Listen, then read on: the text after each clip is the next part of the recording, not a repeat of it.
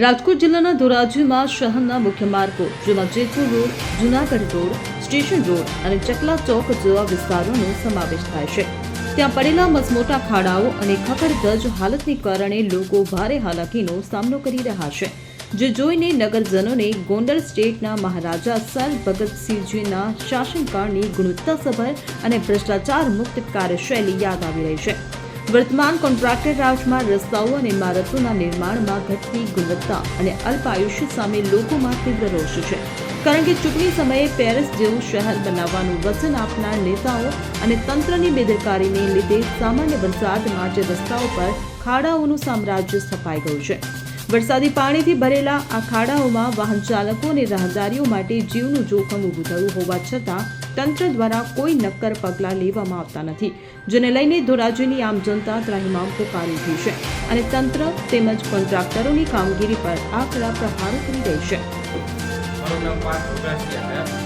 અમારા પહેલા જ વરસાદમાં ધોરાજીની અંદર જે મુખ્ય માર્ગ કહેવાતા હોય, જેતપુર રોડ છે, અવેડા ચોક છે, સ્ટેશન રોડ છે, તિરફાના કુવાવાળો શાક માર્કેટ વાળો રોડ છે, પહેલા જ વરસાદમાં કોન્ટ્રાક્ટરની કામગીરી ચપટી થઈ ગઈ હોય એવું દેખાય છે. જ્યાં ત્યાં ઠેર ઠેર ખાડા પહેલા જ વરસાદમાં.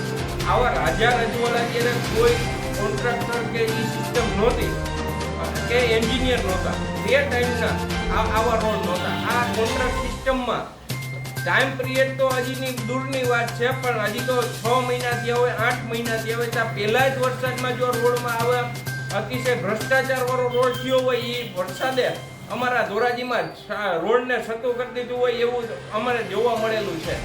લોકોને કેવી તકલીફ પડે?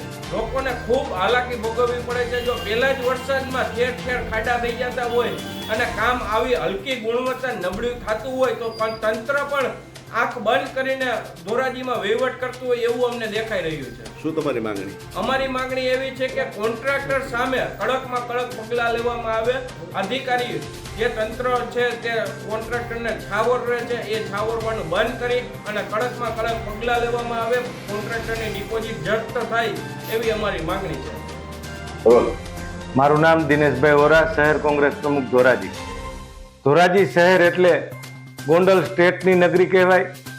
ભૂતકાળની અંદર જ્યારે રજવાડાનું શાસન હતું, ત્યારે ગોંડલ બાપુનું શાસન હતું, ત્યારે શહેરના જે રોડ રસ્તાઓ અને ઇમારતો બનતી, ત્યારે જે કોન્ટ્રાક્ટ આપવામાં આવ્યો હોય, ઇમારતો બનાવવા માટે જેને કામ આપવામાં આવ્યું હોય, એ કામ જો નબળું થાય તો ગોંડલ સ્ટેટની અંદર એમની પાસેથી વળતર મેળવી લેવામાં આવતું હતું. રસ્તાઓ તૂટી જાય તો એમનું પણ વળતર મેળવી લેવામાં આવતું હતું. હાલના શાસકો કોન્ટ્રાક્ટરોને છાવી રહ્યા છે. કોન્ટ્રાક્ટરોને જે રોડ રસ્તાઓ અને ઇમારતોના કામો આપવામાં આવે છે એની અંદર બેફામ ભ્રષ્ટાચાર આચરવામાં આવે છે અને રોડ રસ્તાઓ છાસવારે તૂટી જવા પામે છે.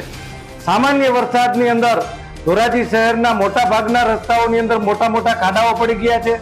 તંત્રને જ્યારે ફરિયાદ કરવામાં આવે ત્યારે તંત્ર એવો લૂલો બચાવ કરી રહ્યું છે કે કોન્ટ્રાક્ટર પાસે લાયબિલિટીનો જે છે પીરિયડ, એની અંદર કોન્ટ્રાક્ટરો પાસે રસ્તાઓ રિપેર કરાવવામાં આવશે, પરંતુ માત્ર તાગડધીના કરી અને ખાડાઓ બુરવામાં આવે છે અને સામાન્ય વરસાદને કારણે પાછા ખાડાઓ પડી જાય છે અને લોકોની સમસ્યા જેમની તેમ રહે છે.